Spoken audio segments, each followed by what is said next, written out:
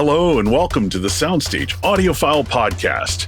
In this second season of the show, host Jorden Guth is joined by a new guest each episode who knows something about hi-fi that Jorden doesn't.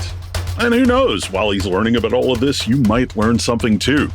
So with no further ado, here's Jorden and this week's guest. Hello and welcome to the Soundstage Audiophile Podcast. Today we have Étienne Gautier and Dominique Poupart with us.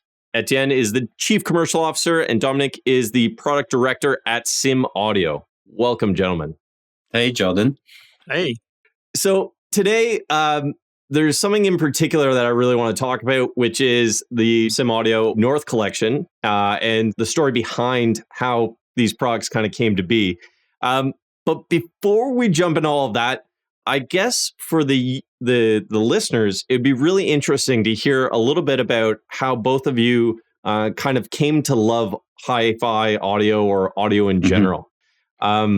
So whichever one wants to go first, what's that little story? Like, how did you guys get to essentially where you are today?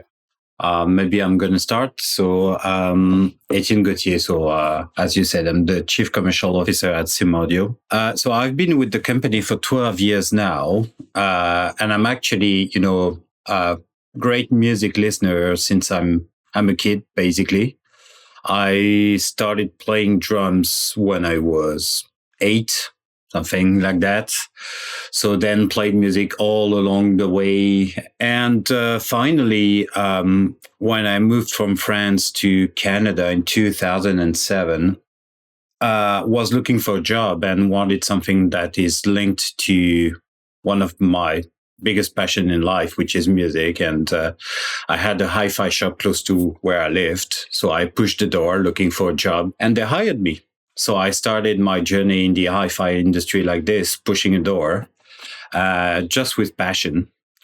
And I stayed in this store for 3 years, and we were already a Moon retailer at the time, and quite a successful one. And finally, after those 3 years, I really wanted to join that great project that was Simaudio already. So then I pushed another door, contacting Jean, which was the owner at the time, and saying that, you know what, I really would like to work for you, and that selling those amazing products that are Moon products. And he said, yeah, sure, let's go, let's do it. And, 12 years ago, and I started inside sales, and I grew up with the company, always driven by passion and pleasure of selling those amazing products that we built. It just goes to show how, one, perseverance and just guts to go out and do something is really what it takes to get going. Yeah. There's something else, and this is kind of an aside. The amount of people that are in hi-fi that I've spoken to that play the drums is actually outstanding. People from Monitor Audio, the Michaels from Monitor Audio, and a whole bunch of other people all play the drums. It just seems to be this a very staple instrument. Anyways, that's just an aside. Very cool. Thank you. Dominic, how did you get in to hi-fi, into audio? Well, I don't know where to start. It may sound cheesy, but as a young kid, sometimes young kids draw houses or draw people. Yeah. I used to draw loudspeakers and sound systems, and with homes and cars as well. But mostly I was having fun drawing again sound systems. When I was going in some other places, the first thing I was looking, let's say I would go to my uncle home. First thing I would go is look at their sound system in their living room. I don't know. It always fascinated me from the youngest age. So this is as far as I can go. But then I kept on dreaming on these things. And I think one of the next element that make a big difference in my life with regards to audio was I went to the Montreal Hi-Fi show. It must have been very early 90s. Most probably 1990 or maybe even in the 89, but I don't recall. And then I discovered all these hi-fi systems that were, premium, much better than everything I had the opportunity to see and listen to before. And then it was kind of like of a shock, and I decided, hey, this is the nicest thing in life. They having the best system to listen to the music, So almost right there, I've decided that I was going to go and make something in line with this. And so I think these are the two things at the earliest time that got me into audio. But after that, I read pretty much every magazines that there were available, and I went to university and got an electronic degree in engineering, and finally ended up at Simaudio. But before getting to Simaudio, I worked summer times for a few years at Classe Audio as well as a student level. And I also written for audio magazines. Oh, yeah? Yes, I did. For a defunct magazine called Son Hi-Fi, which was a French magazine from Quebec. Yeah. And after that for Quebec Audio, which now has changed name to TED for another Quebec magazine. But yes, so I had the opportunity to put my nose in so many sound systems and components even before working for Simaudio. But anyway, so after graduating, while I was still at the university, when you're doing your degree, you have a work Co-op. to do. Yes. Yeah. And so I had proposed to Jean at Simaudio, the same owner of Simaudio as Étienne talked about earlier. And he gave me the opportunity. And so I started part-time while I was still at the university to do some projects with Simaudio. And I've never left the company since then. And it's now 23 years. Yeah. I think on that point, when we were there last time, you were saying that there was maybe one or two other people that were with the company for the same amount of time or longer. Yeah. Well, there's Thierry, which is now our president, CEO. Yeah. But even him, he was back and forth at some period of his life in the early years. Costa, which is very well known, actually came after me, but just a few months later. So it's almost the same time. And we have Idzit working in the assembly line. Okay, maybe that was the one that we were speaking of. Has been working for us since a few months before me, so nearly 25 years now. So yeah, it's quite a journey. Yeah. Well, and it's cool to see that essentially a company keeping people so long. It really means that the vision and whatever you're doing there is important to people. Yes, and not that I want to take the credit, but some of this vision comes from me in there. Yeah. What I mean by that is, when I finally got my degree, I started as an engineer working, developing product for the company, and the company was much smaller back then. But then after a few years, I got promoted for the engineering team leader and stayed like that for several years. And then in that role, I started doing what is typically called as product management, which means not just develop the product, but think in advance, what do we want as a product? What features should it have? And what's the performance level do we want? What is the market for it? All these details. I was starting doing this already even before I got really the role, because there was nobody actually doing this at Simaudio before. And then when Jean, the previous owner, sold to the current owner, then they've created this role as a product director. And it made sense to me because while I was, doing all these years at the R&D, I was ripe for moving on to something else. But I'm still quite heavily involved in product design, but not the same way as I did before. For example, I do not draw the PCB anymore, but I guide the team on how to do Yes, exactly. And the same for the mechanical aspect. And I define the product in its globality. So I have the ideas. Well, I have exchanged with all the other people. I'm not doing this all by myself, but I have the product in my mind, and then I guide the full team towards the end result. And this kind of leads perfectly into the kind of main discussion here and what I was really curious to talk about, which is bringing that perspective to something like the North Collection. So how does a project like the North Collection, like how does that get started? Is that customer feedback and customer kind of requests for something a little bit different? Is that something that you have from a technical point of view that you really want to explore, that you say, like, we have some like new ideas on how technically we can do this? Like, where does the seed of that idea come from to start the North Collection? Well, actually, it's a mix of many of these things that you've said. Also, we were ripe for a change in the sense that we have been doing same type of product for over a decade.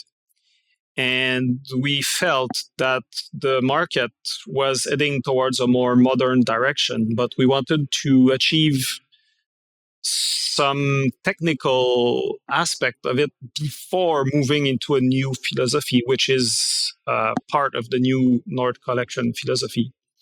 The main difference, if I switch to the North Collection just so it makes sense, in the North Collection, the new philosophy is that we don't do product that does only one features anymore.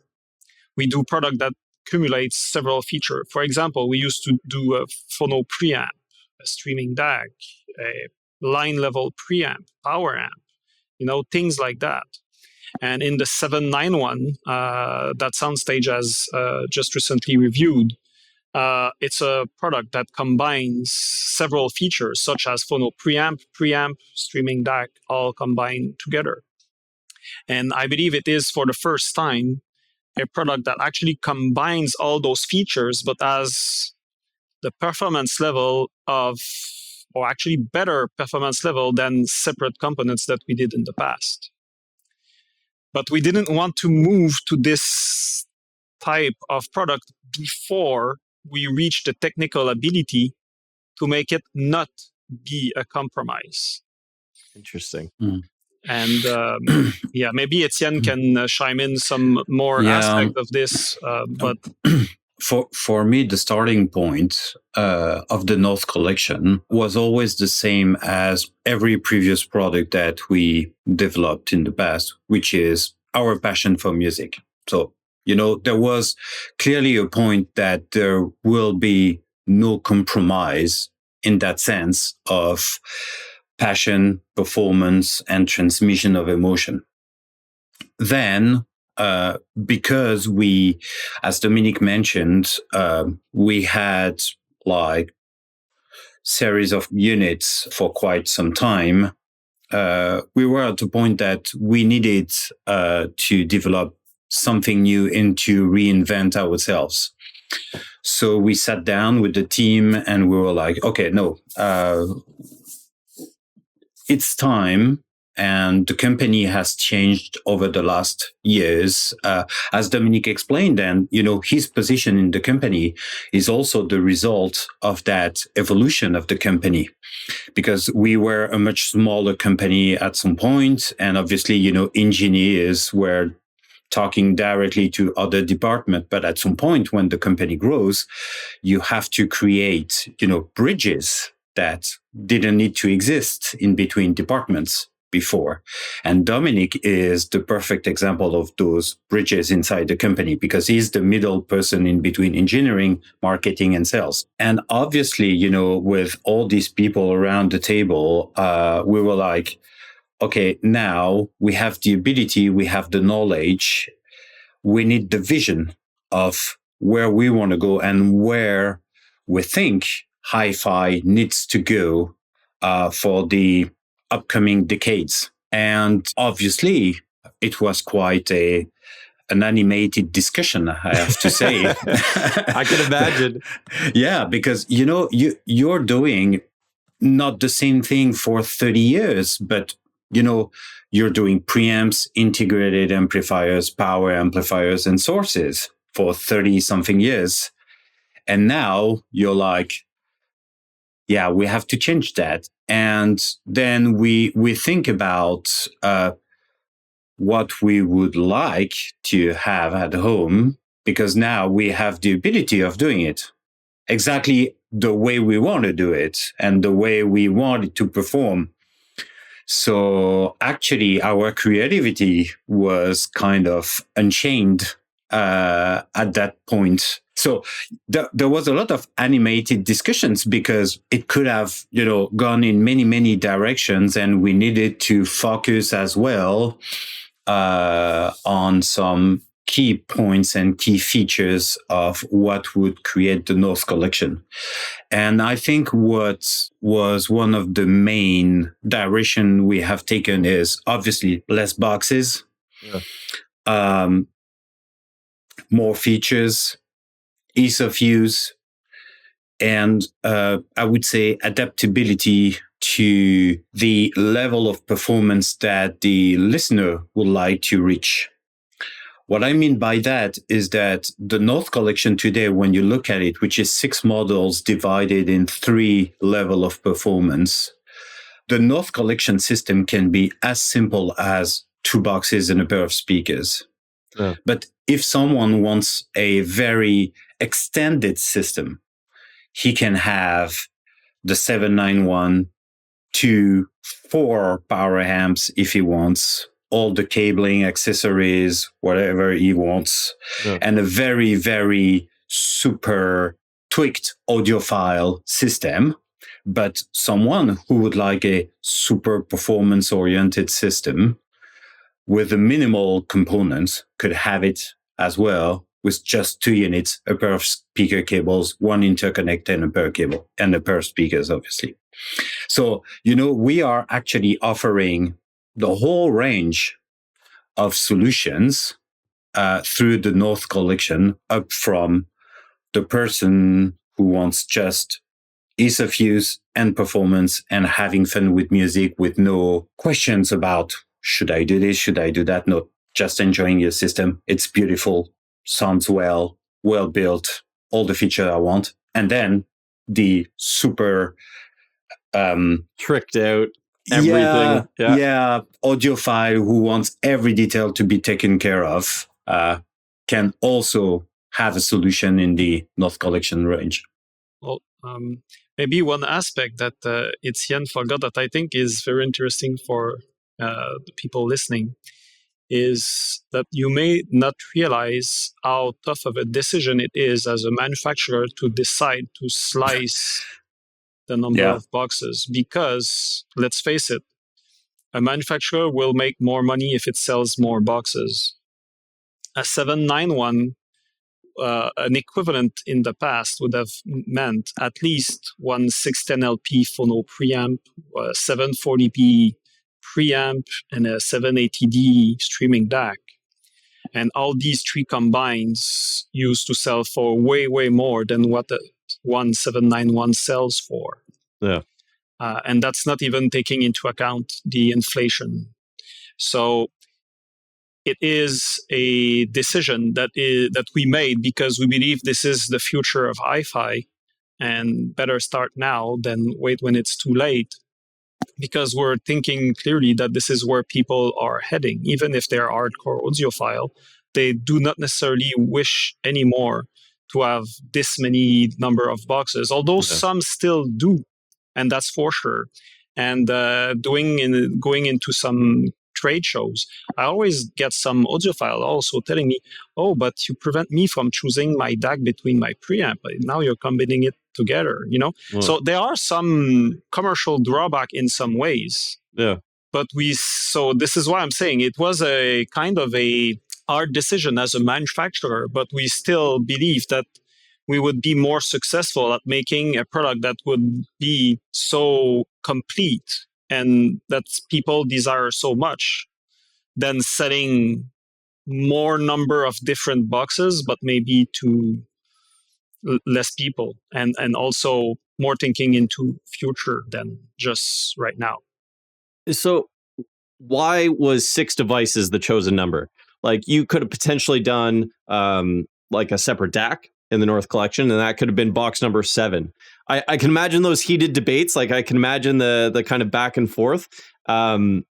Is it that the technology is just there, that you feel comfortable that within these 7 products, you're covering all of the bases? Well, yeah, it's an excellent question. And yes, there was heated debate because even if I believe we select the best 6 product combinations, yeah. Of course, there are questions or debates around this. But why these levels is because we cater to this type of audiophiles with different type of budgets.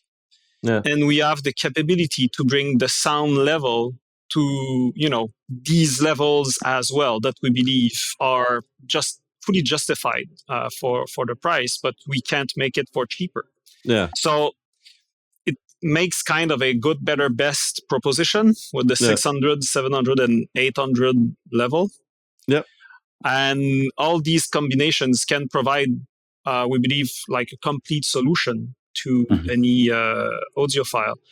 The debate more in the 600 level, and I think it relates to your question with regards to the DAC, is in the 600 level, I really wanted to create in the North Collection an integrated amplifier. Yeah. Because this is a category of audio product that we have been so successful over the years that, for example, not to offer an integrated in the North Collection wouldn't make sense to me. Yeah. And I'm sure that there will be people, just wishing to get a 641, which is the integrated amplifier in the North Collection. So we separated differently the purposes of the product, depend in the 600 and the 700 and the 800, but we believe that we made the best choices there. But of course, there will always be someone hoping that's on the outside. Yeah. Yeah. Yeah. But also, if I can add, Dominique, there's the question of having a complete solution, a complete system to offer at each step. So, for example, if we would have done on top of the 791 a separated DAC at the 700 level, then we do not have a separate preamp to offer. So actually, it's not one unit that you add, it's actually 2. Yeah. And then you quite fairly expand your collection of products. It's not 6, it's 8. And then if you do it at the 700, why don't you do it at the 8 and at it 800? And then also your vision in terms of the kind of products you develop and your vision of what should be a modern hi-fi system is not clear anymore. Got it. Because for us, that 2-box solution, which I think is really, really something that, will be the future for hi-fi. Then if you continue to separate the boxes, then, what's your message? So I'm one foot in the future and the other one in the past, and I'm trying to being balanced between the two. And I think it's not being bold in terms of philosophy of product, it's just being ourselves. We think that we need to go in that direction, and we are assuming it. So obviously we cannot have, this can't please everybody and every person who will buy a hi-fi system, because some people prefer tube amps, others prefer to have multiple boxes. Yeah. But some will say that our philosophy and the way we develop products and our solutions are clearly the solution for them. Yeah. In terms of performance, in terms of sound identity, as well as in terms of features and presentation. It's a lot of commitment. It's a lot of discipline, I would say, to be able to go, it's 6 products. Yeah. With that, we're going to take a quick musical interlude, quick little break, and jump back into some more discussions right after. See you in a minute.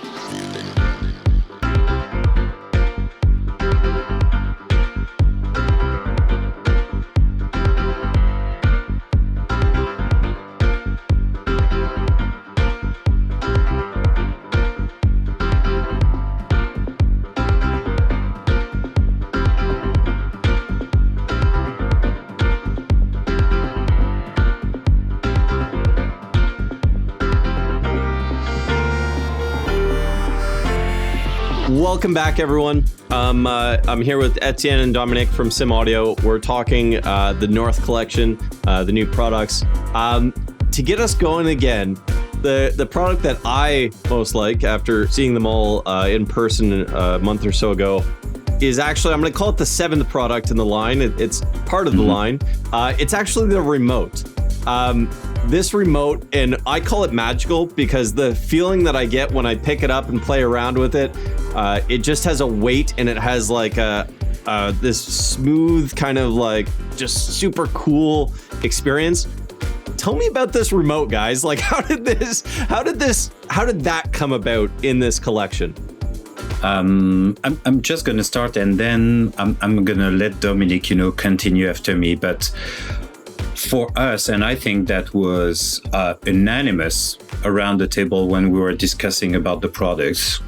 The North Collection is all about the experience, and obviously reinventing yourself, developing such new products, all new technologies in the North Collection. And then you work very hard to give your best and the best to the person who's going to play with it. And at the end, you're going to give them a very old-fashioned IR remote with it. After 5 years of development of technologies, design, all that, and having an IR remote control, I think it was just not possible for us. Obviously, we have the wonderful Mind app, which is a superb interface. But, I think we were just in the mindset of giving the full experience. And I think also that there's a very, very specific point that I will let Dominique talk about that made us think that, yes, we need that. Yeah, one of the feedback that we have got from customers is how well is the volume on our product. And even you at Soundstage qualified it as possibly the best volume control in the world. And that relates, of course, to the electronics behind, not just the knob itself. But the knob itself is part of this equation about the weight and the rotational inertia that the volume has got. And we got so much positive feedback about this. And we realized that, hey, actually they use it 1% of the time, maybe not even, because they're using the remote control with it, of course, or the app, as Étienne said, because we have the Mind app. But why don't we give these users the opportunity to have this nice feeling every time they actually play with the volume? And this is in part why the main reason why we've created such a remote. And as Étienne said, we wanted to reinvent ourselves. Part of the philosophy never changed. We want to have the best sound to start with. This part never changed, but we wanted to reinvent how do we reach this and how about the experience. And the remote control is part of the experience. And actually, it may seem almost trivial, a remote control, but in the case of this remote control, it's actually quite a challenge. Because as you said, Jorden, it's not just any remote with a volume knob on it. I mean, the way it's designed, the way it's balanced, the way it feels in your hand, the way it feels when you turn it. Yep. All this has been engineered, or I would say even over-engineered, to make sure that it gives you the perfect experience that we wanted to give to the users. So, and we've been working quite a long time on this to achieve that with the screen and everything. So, I think we've moved forward by shrinking the number of boxes to make an ultimate system and give the best experience, but it wouldn't have been complete without this remote control to be part of the experience. So, this is how it came. Yeah, it's the perfect extension in your hand, actually. You extend the experience right in your hand. Exactly. And I think what's so fascinating, I've had the very amazing privilege of seeing so many different high-end systems, but you mentioned it, where it's a lot of high-end systems are gorgeous. They're amazing. Really interesting designs and all this stuff, good quality. And then you have like the IR technology, which in and of itself isn't bad, but it doesn't kind of give that elevated experience in the same way as something like this North remote. Now, to confirm, it's using Bluetooth and Wi-Fi or just Bluetooth? What's the actual technical stuff? Just it's Bluetooth. Yeah. But the way the antenna is designed and everything, it can reach, in line of sight, it can reach over 100 feet. It can easily meet 150 feet, actually, when there's nothing in between. Of course, if you have walls or other thing in between, then we cannot specify because it depends on the nature of the walls in between you and your device. Yeah. But for example, I have I would say, average size house for a Canadian, and there's no place in the home I can reach with the remote in my hand that I lose connection with it. Oh, that's awesome. So what I do is I bring it over the counter. I like to cook as well. So when I go in the kitchen, because it's a open concept type thing? Kind of, yeah. But there's still a wall in some of the places where I am cooking. So I don't see the system, but I have the BRM-1 remote on the counter while I'm, cooking. Yeah. And then I can, change the volume by rotating the knob or skip tracks or do whatever I want. And I don't have to be in line of sight or anything, So this is very enjoyable, and this is also one other reflection we had while we were thinking about the North Collection is that I believe a decade ago, most audiophile had their sound system maybe in the basement or in a dedicated sound room. Many still do. I still do. But in reality, we listen even more to the sound system that happens to be in the living room because we live there. But we listen to music all the time. But while we cook, while we eat, so we wanted to have this conviviality added to the hi-fi system rather than just being a system that you need to be there to listen to. Include it in the entire home experience. Exactly. Now, you said something interesting there, and I'm going to bring this back to something we were talking about when we were at Simaudio. You said you cooked with the remote. When we're at Simaudio, you were talking about how the remote itself is actually, there's some level of water resistance. And the example that you gave was if you spilt a wine on it or something like that. Exactly. It would be okay. Is part of the reason why it's weather resistant or water resistant because you cook with it? Is that one of your own? Possibly, or I drank wine. I don't know. But you don't want such a remote to be dead if you just drop your wine on it. Exactly. That's the running joke. You can spill your wine on it and it's still going to be working after a while. Yeah. Or while you're cooking, you don't have to worry about drying your hands each time to adjust the track or the volume. Right. But you know what? We're Simaudio's first customers. Obviously we are in love with what we develop, but, we always keep in mind that, we're going to be the users as well. So, what Dominique explained as an experience, obviously we take that, as learning curves and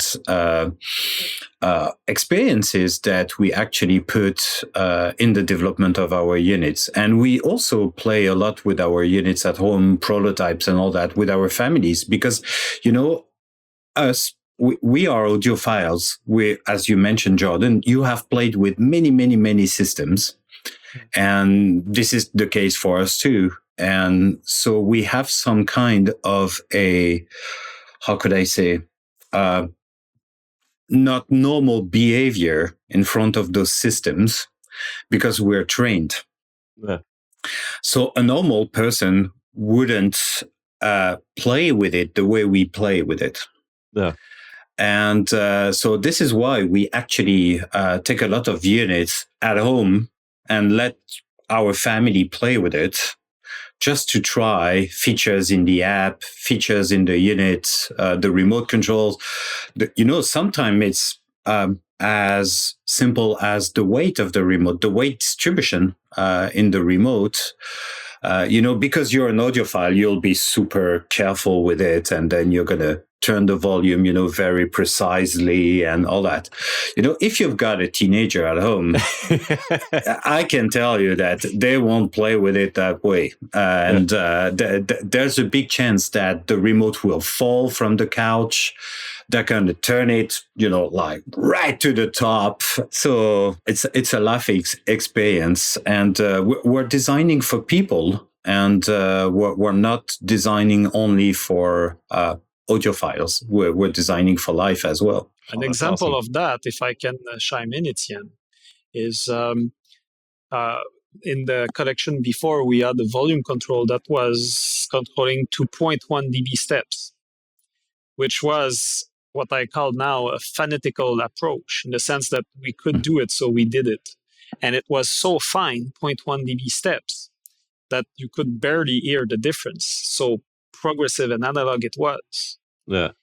And so we could have done it again in the M-Vol3 that we now have in the North Collection, but we purposely decided to do 0.5 dB steps to go to a more user-friendly approach, because when you have so fine steps, like 0.1 dB steps, you have to turn the volume like longer to extra amount. Yeah. Mm-hmm. And especially with the BRM-1, you may not want to turn that many times the round button to reach the desired level. So we went back to 0.5 dB steps rather than 0.1.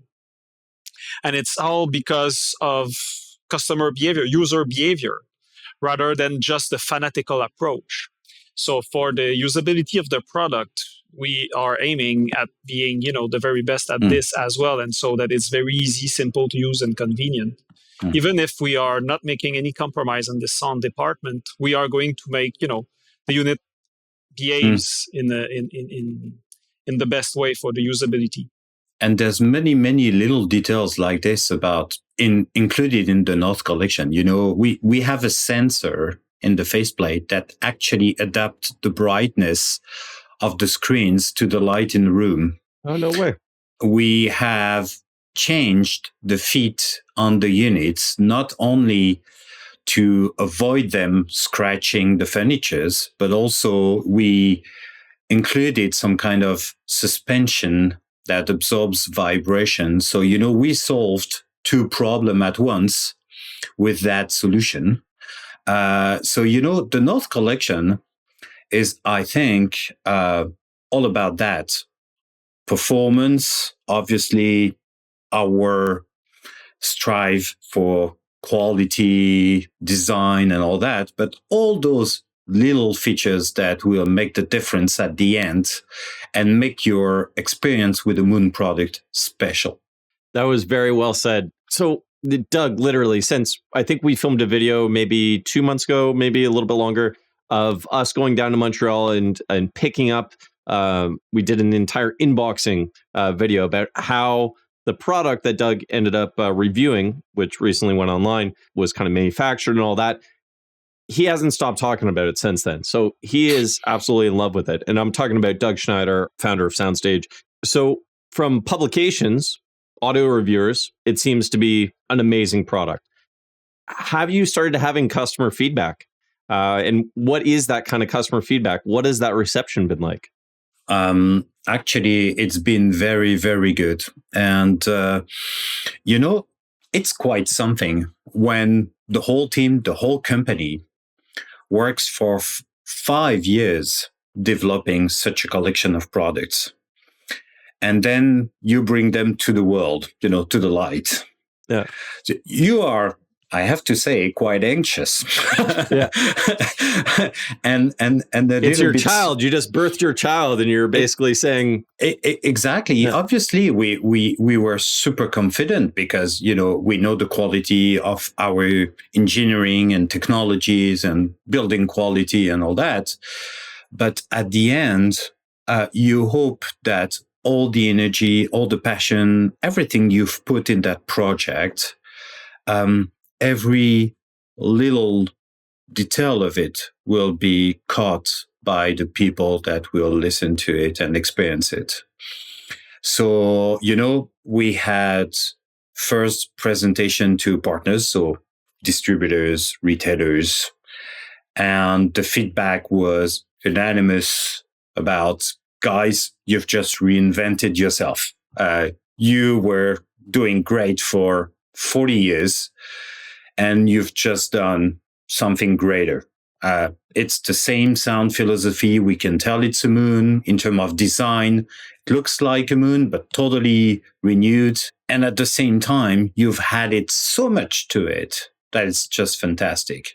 So then we were like, okay, that's pretty good for a first shot. Now let's go public. So we went to Munich, and in Munich, how we had the perception that the German customers and listeners were quite picky in terms of building quality and performance of sound, and all the feedback were just amazing as well. We had people sitting down the room for 2 hours straight, not leaving the room. And all the feedback we've got with all the events we were hosting with our distributors, retailers over the past few months were just incredible. And, it's very heartwarming to have that feeling that you've just delivered that something that everybody was waiting for. And Étienne, if you allow, while we were in Munich, one thing that I had not really experienced before, I won't name brands, but we have had several competitors coming into our room, looking at the product, sitting and listen, and almost cheering up for us at the end before leaving the room, saying to us, "Hey guys, congratulations, what you've achieved is amazing." And they went back to their own presentations. And that was, because typically you don't live these kind of things very often. But it happened this year at the Munich presentation. So I was really, really proud, because they have no interest whatsoever in saying this to you. It's really just because they were really impressed, so much so that take the time to congratulate us, although we're competitors. So that's a big thing to me. Yeah, that's awesome. Yeah. So you've both kind of spoken about how this is kind of the next step in what you believe hi-fi is becoming. So less boxes, more functionality in single things. Is that going to change how the North Collection gets marketed versus previous products? And I'll give you my kind of thought here. Étienne, you were on the podcast previously. There was a conversation with Dennis about the Baumgartner restoration, for instance.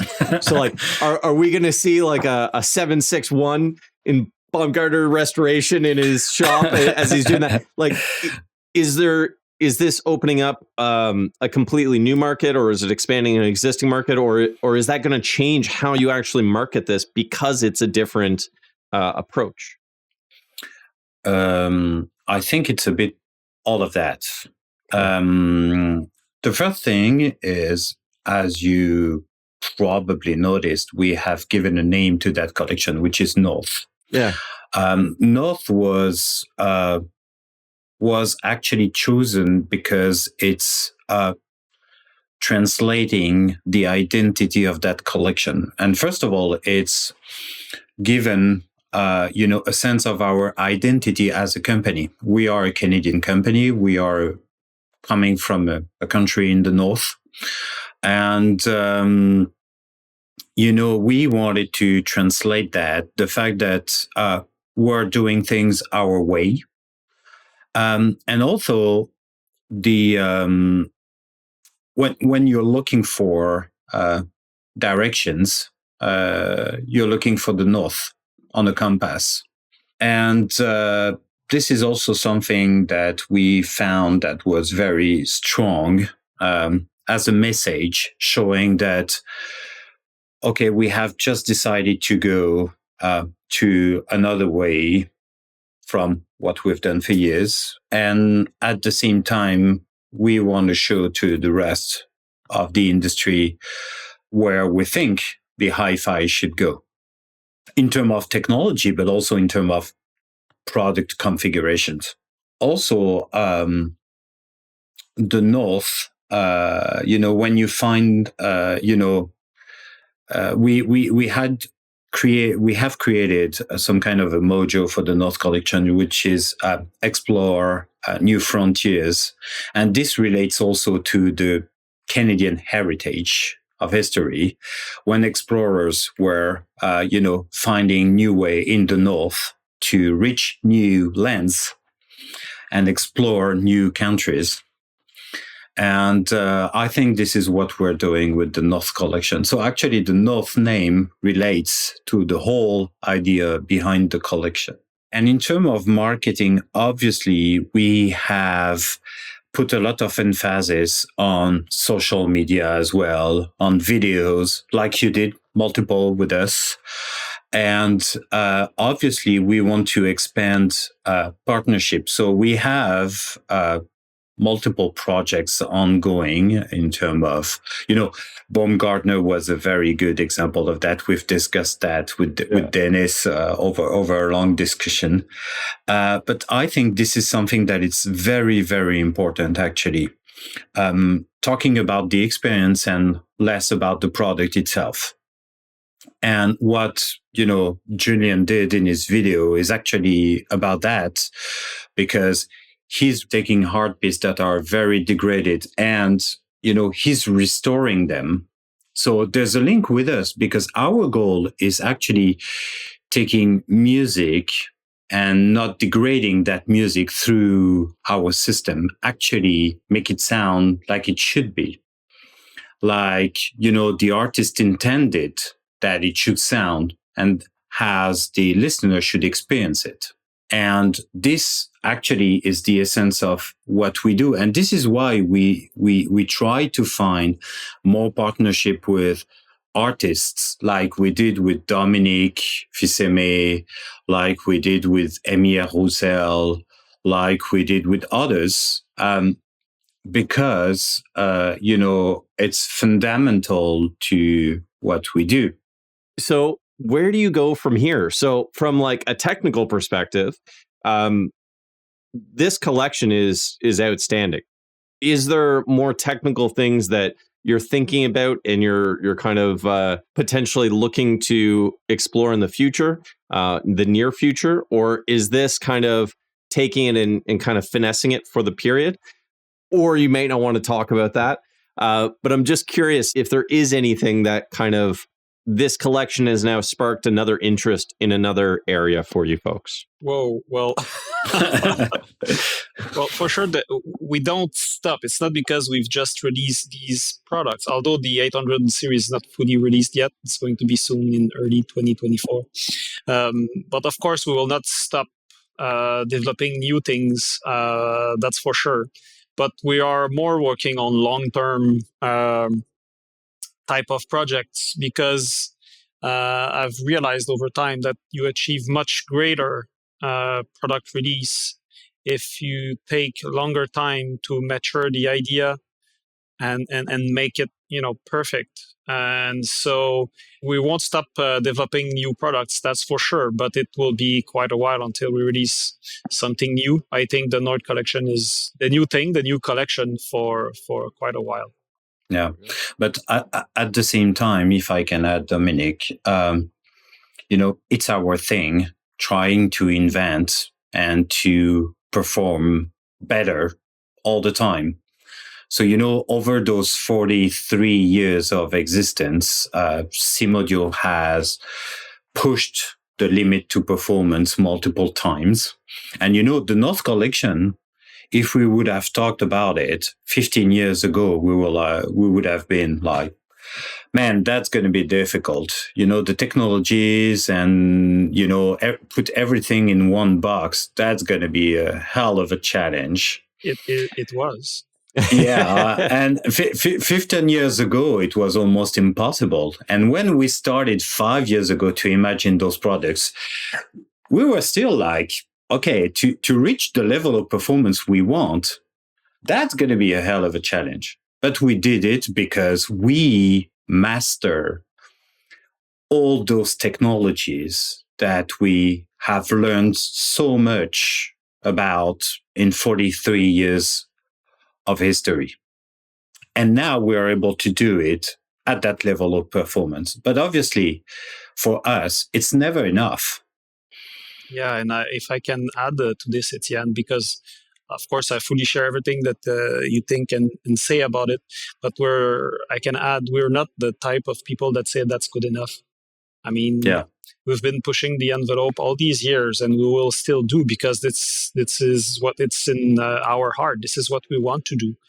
I know several, well, I won't name any brands, of course, but I do know that sometimes they reach a level where for them it's good enough and they're going to add features, but they say their sound is good enough. They don't necessarily push the envelope further.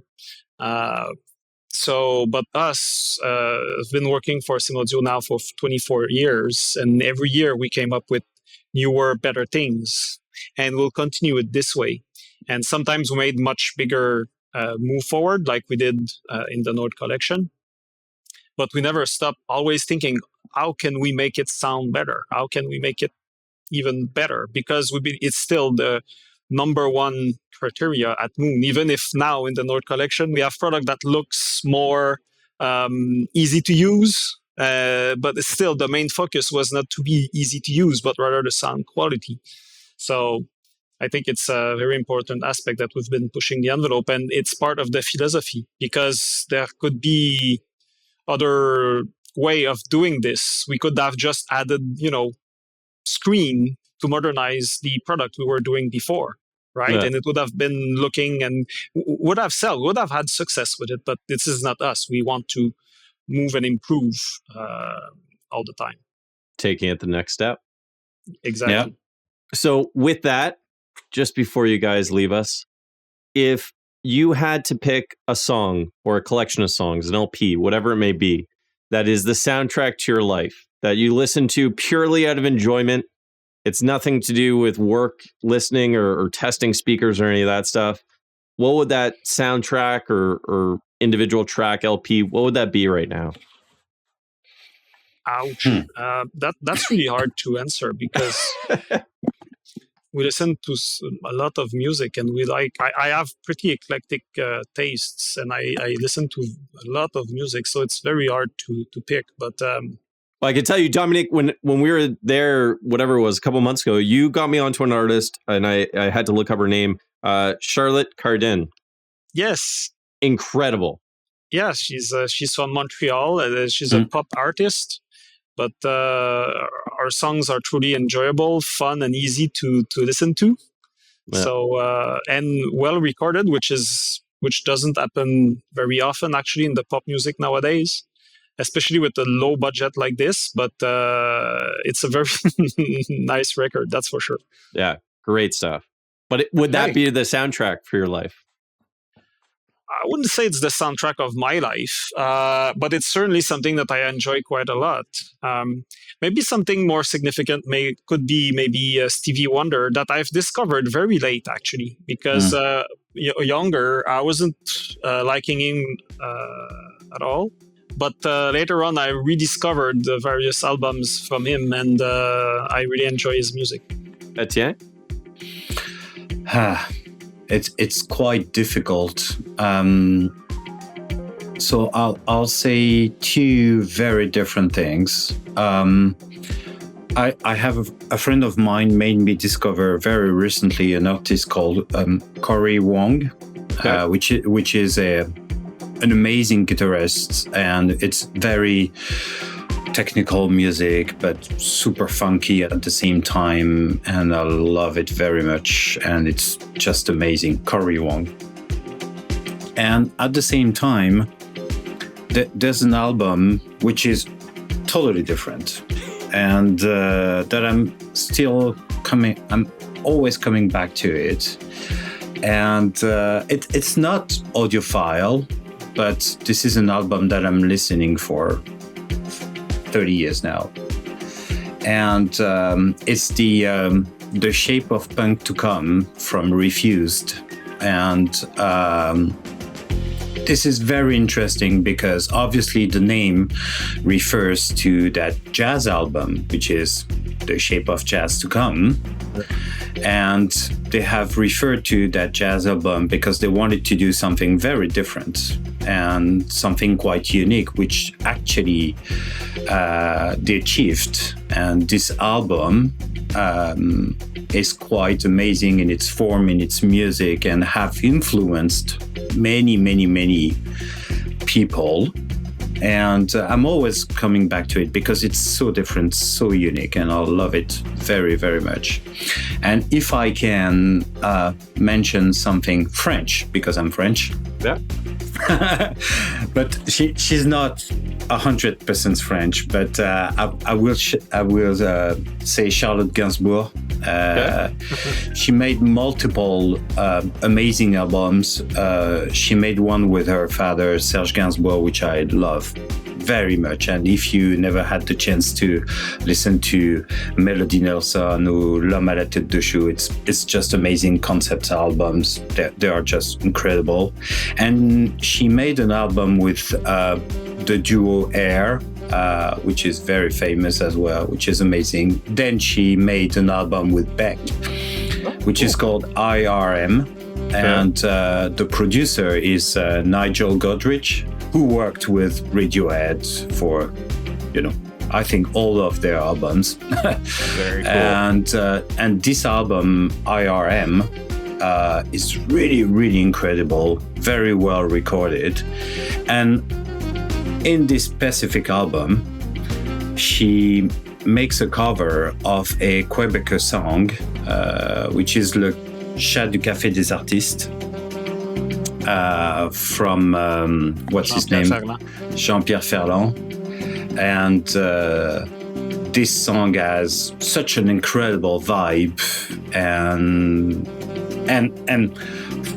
I'm going to finish on that because obviously we are all music lovers and I could talk for hours about music. But if you guys has the chance to listen to the original album from Jean-Pierre Ferland, which is Jaune, that's a monument of Canadian music and that art movement that was in Montreal in the 70s. It's just an amazing piece of music.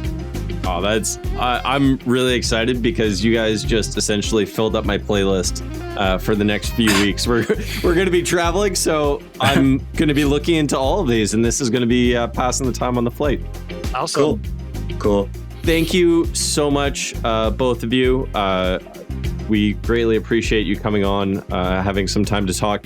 I think there's still so much left on the table. We'd love to have you back. I think there could be a million other things to talk about. But for now, we really appreciate you coming on. And if you guys have not checked out the North Collection, you'll be very excited to, especially that remote. I love that remote. Thank you, Jorden. Thank you, Jorden. All the best.